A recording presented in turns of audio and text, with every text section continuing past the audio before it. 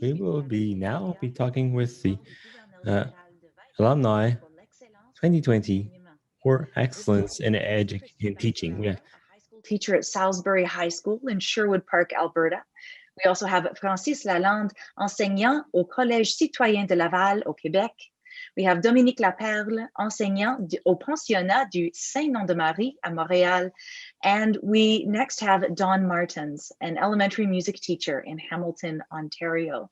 We also have Nathan Tidrich, a high school history teacher at Waterdown High School, District High School in Waterdown, Ontario. And finally, we have Chris Young, who's a teacher at Kelvin High School in Winnipeg, Manitoba. Hello to all of you. Bonjour. Hello.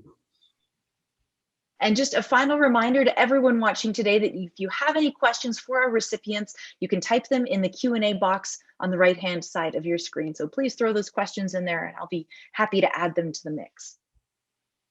So first off, maybe we'll start from the top. I'll go back through the names briefly, but if you want to explain your project and what brought you here to the Governor General's Awards. So we'll start with Christian Basaraba. Thanks, Meg. So I guess to give a synopsis of my project, it was entitled Exploring Colonialism, Creativity, and Reconciliation with Skateboards. And so I had my students spend 6 weeks with, I guess, Indigenous experts. We had Mikkel Blades, a First Nation Métis Inuit lead in our school division, come out and give some, lay down some kind of traditional knowledge and foundational knowledge with regards to Indigenous rights and Indigenous history. I had Joe Buffalo, who is a pro skater from Maskwaci, Alberta, now living in Vancouver, come out and talk about his experience growing up at a residential school and being a pro skater right now. And then I had students work with a Cree artist, a local Cree artist, a young hip artist, John Cardinal. And what we did was created skateboard deck graphics that incorporate those class learnings, and by exploring like the history and the effects of our colonial past into works of art that symbolize the call to action for social change. That culminated with 17 skateboards being produced by students and John. And it then ended with an art exhibit at local 124 skate park skate shop, in Edmonton for, we did a 5-week run. So yeah, that's my project. So all of your students are now legit gallery artists, like they've already had their first gallery show. Yeah, it was part of a class. So I ran. I'm a science teacher by trade, so I think I come from a little bit of different perspective than most of the panelists here. So I'm a physics chemistry teacher, but I also created this course as an entrepreneurial course where students look at branding. They created their own brand, their own logo, their brand purpose. They look at social media aspects. They also look at e-commerce. And we also looked at brand collaboration. So that's where this project came in. I wanted students to look at collaborating with John Cardinal, the artist, and create these works of art. And it was really inspired by a company out of Saskatchewan called Colonialism Skateboards. And so Michael Langdon, the artist there, he really provided all of the inspiration for this, and he's doing what we did. And so we kind of piggybacked on his idea and kind of ran with it. Wonderful. Next, we have Francis Lalonde. Est-ce que vous aimeriez expliquer votre projet? Would you like to explain your project a little bit?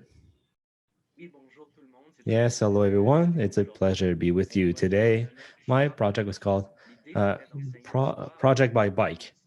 My goal was to use a new tool to teach history. So I brought my students on the Lachine Canal, which is a major part of Canadian history. Students looked at the canal, how it is today. And back in the classroom, I compared their experience with sources at the time. So they've seen how it changed over time with their own interpretation. Also, I had an exam with my bike and GoPro. So the exam was on the history of Montreal. Why a bicycle? The bicycle, I believe, is something that can be carried after high school and is the best friend of the historian. Et prochaine, c'est Dominique Laperle, votre projet. Bonjour. So your project? Hello, everyone. Thank you for having me. The project is called Dollars et Gros. It's a project that starts from a fake news or fake headline, and we make them believe that the Dollars des Ormeaux and the La Fontaine Park statue would be destroyed. So after this, the students are taking the position of a journalist and need to inquire about this fake news, and they see very much that it is not true. Well, it will not be removed, but they will be investigating who is Dollars des Ormeaux, what they've done, and then we compared narrations from New France and records we have from the 20th century, and then analyze what historians say today of it. So they sort of have a perspective of history, looking that sometimes we use characters to build opinions, or sometimes to use them as influencers, which is a very trendy term at the time. So there are ideological interpretations behind all of this.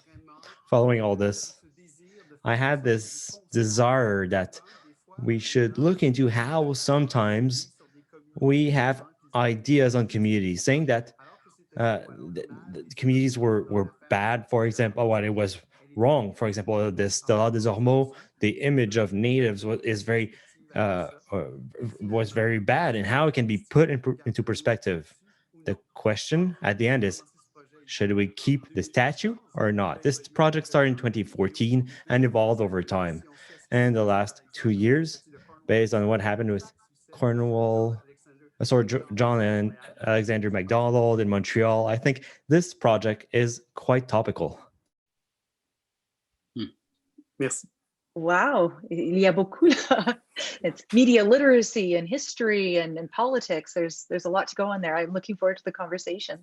Next, we have Don Martens. Would you like to explain your project? Yes, thank you so much for the opportunity to speak today. And thank you to Her Excellency, the Governor General in Canada's History, for recognizing my young historians.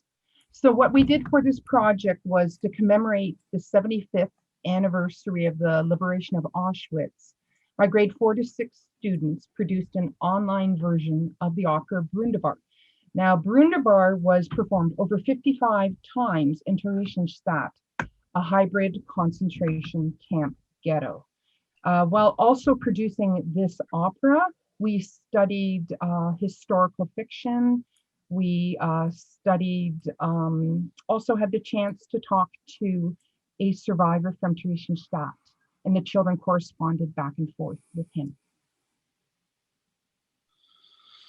Wow, thank you so much, Dawn. And I look forward to hearing more about that as well. Next up, we have Nathan Tidrich, if you'd like to explain your project. Hi, thank you. Waterdown, the community that I'm from, is in the GTHA, Greater Toronto Hamilton area, and it's your classic suburb. It's growing quite rapidly. And a few years ago, in our most recent survey, they uncovered 104 artifacts, or 104 archaeological sites that held artifacts. One of those sites was European, and the rest were Indigenous. And working with students, we and the Mississaugas of the Credit Nation, which is the First Nation whose territory we're on, we created a natural area that preserves those spaces, but also celebrates and promotes the Indigenous identity of a community that I grew up in and didn't know anything about. And so it continues to be a space to educate that community about its history and its identity. Wonderful. Thank you so much, Nathan. And last but certainly not least, we have Chris Young, if you'd like to explain your project. Hi there. Thank you for having me. So my project was a 4-week unit that commemorated the 100th anniversary of the Winnipeg General Strike, which was the largest labor action in Canadian history. And what my students did was they analyzed primary and secondary sources. They examined the past from multiple perspectives, and they were taught how to think historically. And they compiled historical inquiry projects of their choice And then ultimately they showcased those projects on a commemorative day that we held on the 100th anniversary of the first day of the strike, which was on May 15th, 2019. And then my students also engaged in the community by visiting numerous historic sites and also by meeting experts in the field. Thank you so much. So the projects today cover such a wide variety, but I'm going to start with something that affects all of us, I think, as educators or running classes right now. And in this case, if you want to just put up your hand or jump in, we'll sort of let this be a teacher free-for-all with all your great ideas. How have you been talking to students about 2020 and where we're all at right now? How do you sort of discuss that with them? Dawn, go for it. I would say that when I'm dealing with small children, the world doesn't stop. Despite the fact we're in 2020, it keeps on rolling for a lot of these kids. I try to introduce as much normalcy as I can online to my students. And it's very interesting because as an elementary teacher, I'm not only watched by 30 students, I'm also watched by about 30 adults per day, probably more. So I try and engage them personally, and I try and talk to them about it. We had an interesting writing prompt the other day, and my writing prompt was, have you ever heard conversations that adults are discussing that you maybe shouldn't have heard? And I thought, well, this will be interesting to hear what they say. And about 5 of my students out of 30 said, my parents talk about COVID quietly, but they don't talk to me. So I think we need to engage children on what's happening at this point in history.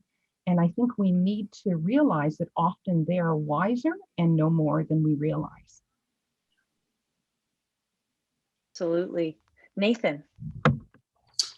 That's so true. I've got 2 elementary age students in the other room, and they would they remind me of those teachings every day. With doing the Sue Harrison Natural Area, it really exposed my students and I to land-based pedagogy, to learning from the land. And that was something that really carried us through this pandemic, of getting outside, getting out into the land, paying attention to what's going on. That turned into a mantra at the end of every online class: go outside. Get some sun, go watch the fall leaves change, or when this started in spring, watch things come back to life.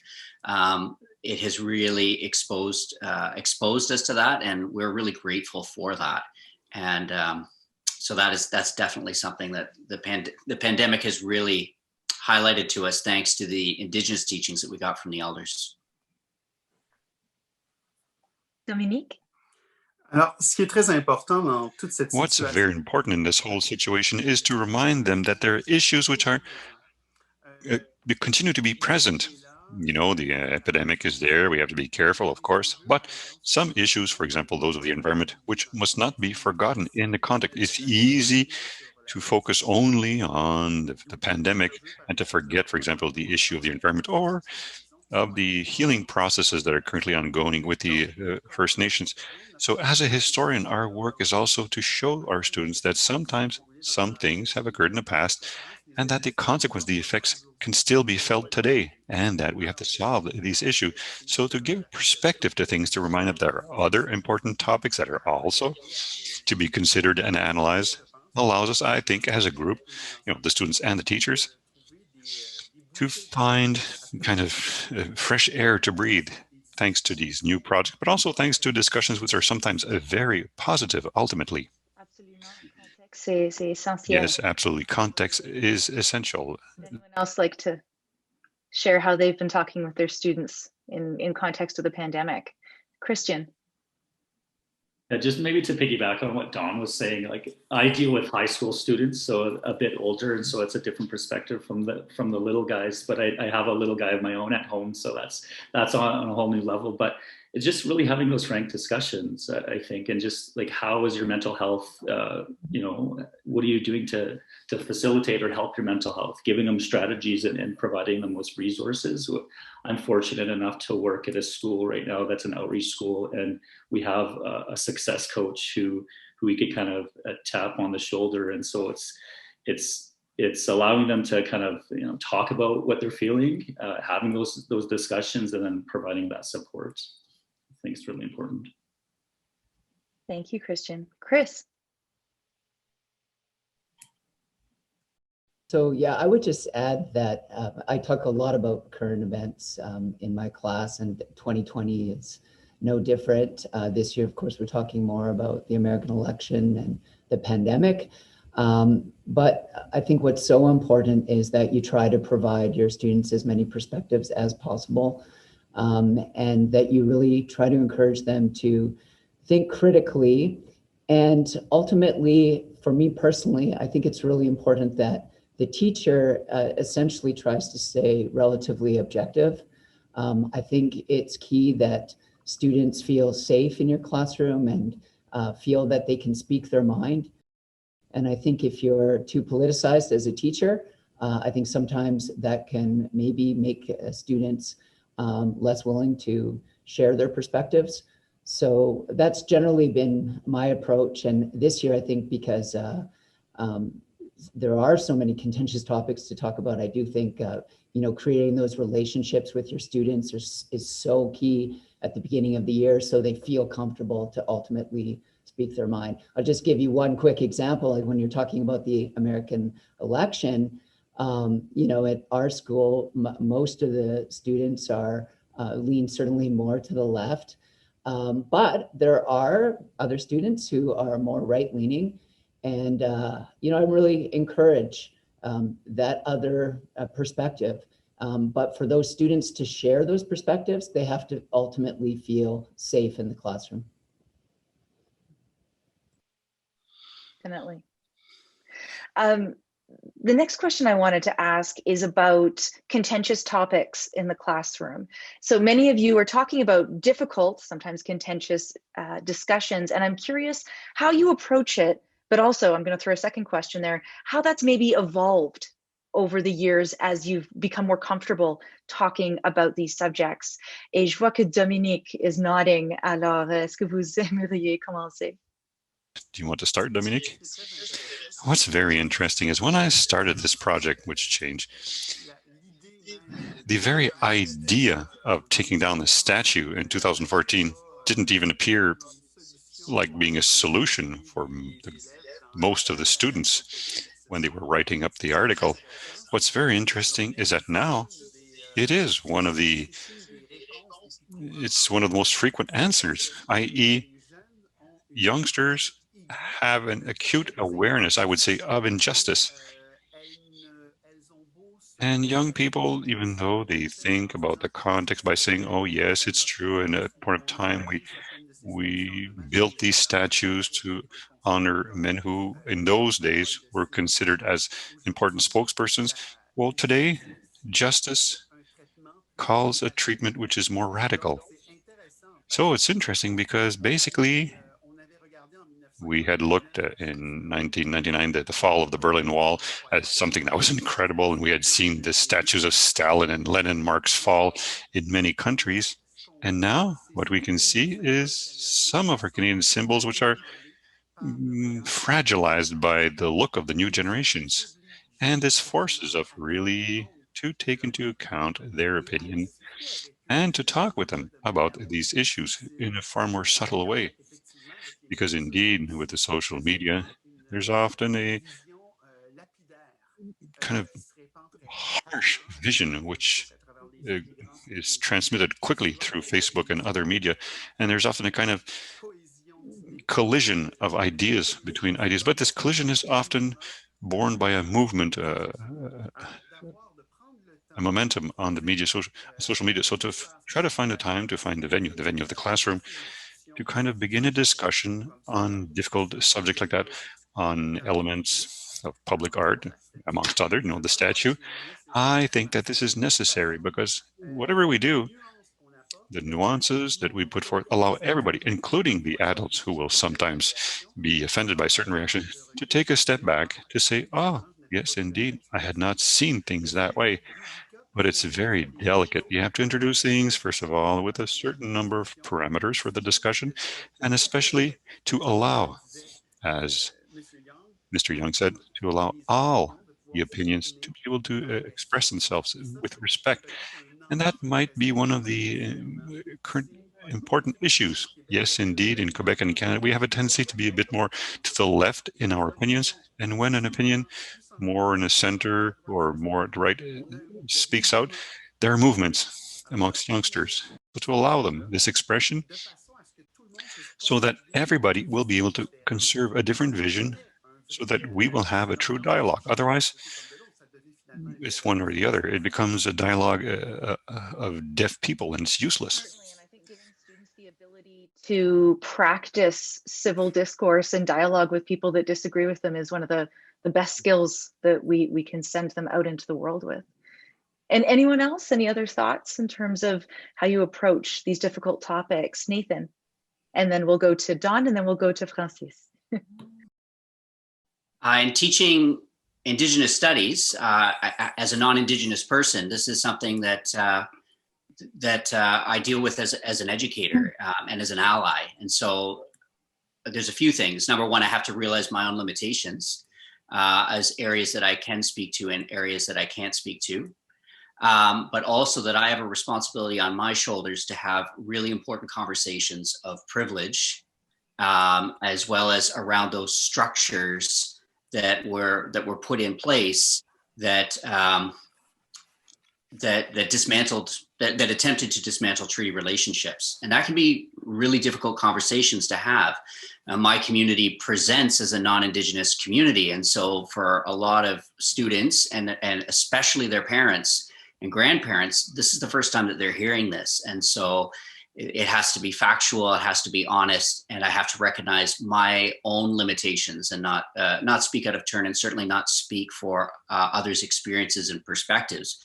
But in a treaty relationship, I also have to understand that I speak to the non-Indigenous side of that treaty and have to explain to my students what happened, what went wrong, and the truths around those systems that were created. So it can be tricky, and every time you do it, you get more comfortable with it. But as long as you're honest and you're open and you do it in a good way, there's a role for non-Indigenous teachers to play. There has to be in a true treaty relationship.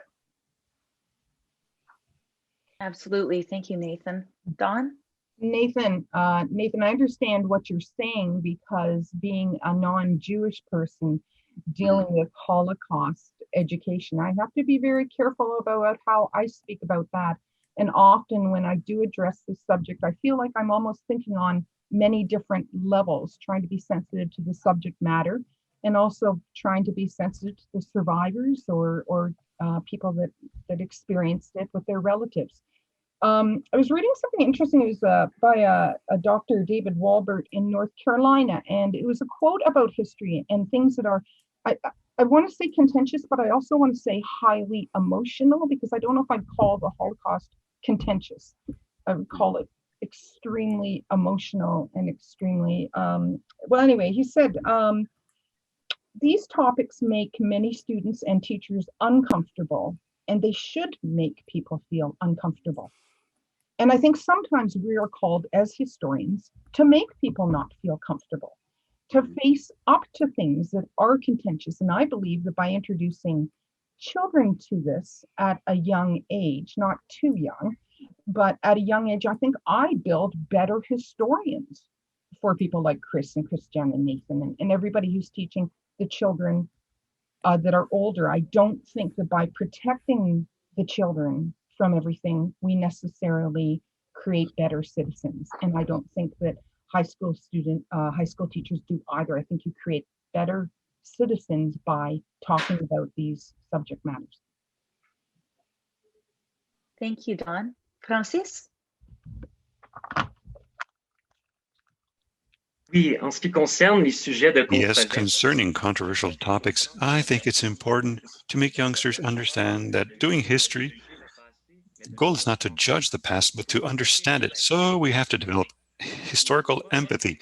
We must not impose our contemporaneous criteria to societies in the past, because the context was totally different. So concerning controversial topics, it's really empathy, historical empathy, that we have to develop before teaching such topics. Merci, Francis.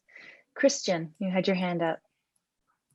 Yeah, I really like what Don said, and my project, it really kind of looks at, you know, the dark colonial past of Canada, you know, and we looked at various topics, but one of the topics that a lot of the students kind of gravitated towards was the idea of residential schools and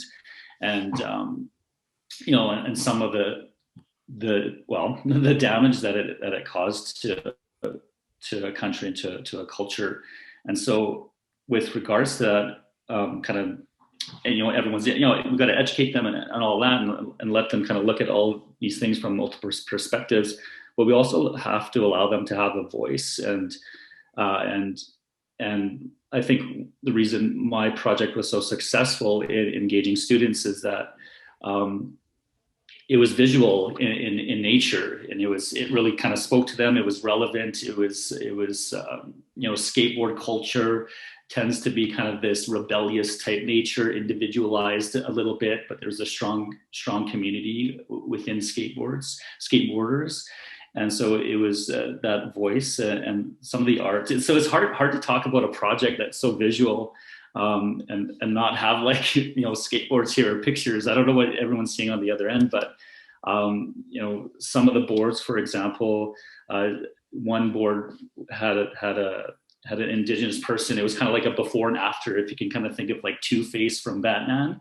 You know, they had different sides. So it was kind of pre-residential schools where it was darker skin, life in the eyes, long braided hair. And there was post-residential school where the skin was a little bit lighter, representing the whitening of the skin. There was nothing left in the eye. Their hair was all cut. And so that's a really visual and powerful image. And this is, you know, a teenager that is doing that. And again, just kind of going back to what I said, just allowing them to have that voice, and maybe that voice is oral. We've talked to, you know, heard from people giving about oral histories. There's that. There's the visual history. There's the written word, and so allowing our students to kind of and providing opportunities for our students to do that, I guess, is important. Certainly. Did anyone else want to add anything on controversial topics in the classroom? We're good. I'm curious, I mean, especially as you've all been speaking about your personal experiences with students and getting to know them better through these topics, have you found that it's a comfort for some students or for your students to be able to sometimes look back to history and see connections with where they are now? Chris? Yeah, so I think it can be comforting, but not always. So for the example that I would give you would be the Winnipeg General Strike project. And, you know, my students, when they were learning about the strikers, I think they realized pretty quickly that the strikers mostly wanted to live in a similar world as they do. They wanted to live in a more equitable and just world. And I think that must have been comforting for my students to learn about. But at the same time, I think they realized also that many of the challenges of 1919 remain with us. And they learned that ultimately some of the strikers, or most of the strikers, wanted things like a living wage. And they wanted ultimately to fight for things like gender equality. They wanted, my students learned about things like the perils of a global pandemic and how that ultimately accentuates class inequality. And they learned about how racism and fake news can ultimately destabilize society. So I think for everyone on this panel and everyone that's watching, those are all pretty current themes. And I think for my students, that probably wasn't all that comforting to learn about. But at the same time, I think it's valuable because ultimately, by learning that type of history, I think it might inspire them to take social action in their own present or in their future to try to resolve some of these huge challenges that have been with us forever. Thank you, Chris. Nathan, go ahead. Yeah, I'm more in line with Chris. My goal, certainly in Indigenous studies for a largely non-Indigenous audience, is discomfort. I'm trying to inform and explain situations and create understanding. But if we're not feeling uncomfortable, then I'm not doing my job properly as far as treaty relationships, the Indian Act, and Indigenous rights. So I see my role as bringing discomfort, but informed discomfort, and the tools necessary to challenge those norms and disrupt. Absolutely. And Dawn. Yeah, in my in-person school, I had an interesting mix of students, and I had an experience where we were talking about what happened to the Jewish people in World War II. And I had one boy who is a Syrian refugee who was going through a lot of counseling, a lot of anger management because of that experience. And he hadn't talked to the whole class ever. And when we raised the subject about what happened to some of the children, all of a sudden this boy said, "I saw my brother killed 2 years ago." And that opened a whole new topic that we wouldn't have been able to talk about had we shied away from the controversy of history in the past. And I've also noticed online this year, I started teaching the children about the Holocaust through a historical piece of historical fiction called Benno and the Night of the Broken Glass. And it's a novel for children, a little book for children about a cat that actually sees the night of the broken glass. And one of my children said right after it, she said, "Oh, it's very creatively done." And they talk about the brown shirts, but they don't say much more. And then one of my children said, "Brown shirt." She said, "I have a connection. It's not exactly this," but she said, "Orange shirts." People were, judged because of the color of their skin. And then I had another child raise his hand and say, "Yeah, I know what you mean. In junior kindergarten, I had someone who wouldn't play with me because they said they didn't like the color of my skin." So all these conversations that come up with the honesty of childhood, and I'm sure with the honesty of high school students, would not have happened had we not visited the prejudice in the past. Wow, those are some anecdotes that I think say so much more than the story themselves. Thank you. Would anyone else like to? Dominique. One of the things which is very important also to observe is that with a project like the one I was doing, the students quickly realize the importance of accumulating varied sources of information. So when we look at a project and we have sources from the 17th century or 3 or 4 sources from the 17th, and we consult sources in the 19th century, then you realize that they have to gather many sources of information before arriving at an opinion which is clearly documented.